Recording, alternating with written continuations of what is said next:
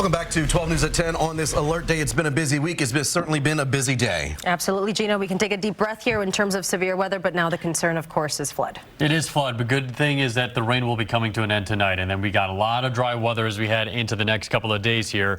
Drying out, that's the name of the game because we have had so much rain. We do not need any more rain. So scattered showers and isolated thunderstorms coming to an end overnight tonight. Tomorrow, it's going to turn breezy, a little sunny.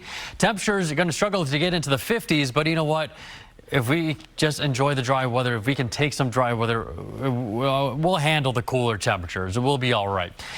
First, tornado watch that has ended. Certainly some good news. Now it is the rain that we're watching closely after several reports of severe weather. We've had hail reports, some strong wind reports, and tornado reports across parts of southern Wisconsin this evening. And there will be some survey crews from the National Weather Service going to take a look at any of the storm damage that has occurred from this evening's storms to determine if a tornado did, matter of fact, did make a contact on the ground. Radar at the moment does have rain lifting up northward, but you start to see also that eastern pivot. There's still some scattered showers off towards the west. That is likely going to be sweeping through as we get into that overnight hour period. But as we do head into that time frame, we're not seeing any dark reds in terms of intense rainfall rates like you see over Lake Michigan. This is going to be more of a light to occasional moderate rainfall, where slivers of areas picked up between 1 to 3 inches. There's North Prairie, Genesis, Waukesha, up towards Milwaukee, between West Allis, estimated between 1 and 1.5 inches.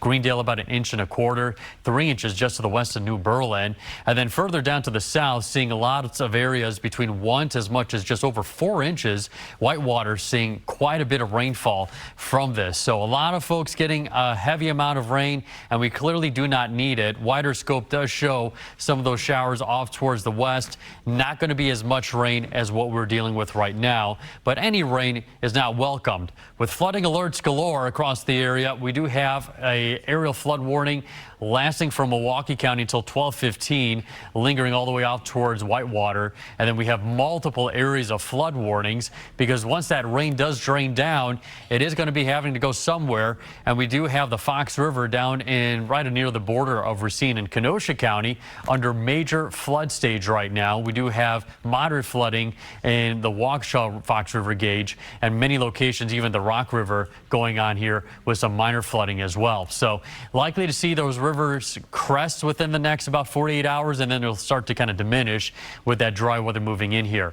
Here's a look at midnight, still showing some light rain moving eastward. As we get to about 2 a.m., it looks like we'll really start to taper things off. Maybe a few little sprinkles early in the morning before sunrise, but then afterwards, you'll notice as we continue into the afternoon, skies will be gradually clearing, and we'll see hopefully some sunshine. 63 degrees right now, live look in Milwaukee. We do still have a little bit of light rain going on as we speak. Even it looks like maybe some marine fog developing right along the shores. Sure enough, that's what it is. 63 degrees also Eastside Redgewater condos. Rain still holding on, but not as heavy. And Economowoc, rain has ended. Now we're starting to dry out at the moment, but there will be a few little pockets of some light scattered showers with temperatures right now holding on into the lower 60s. But take a look at the 7-day forecast because you will finally be able to put those umbrellas away. 51 degrees for your high temperature tomorrow, 48 on Sunday. But notice the icons every single day over the next 7 days. Not a drop of rain, but go figure. I'll probably say this and then we'll have like a stray rain shower on Sunday.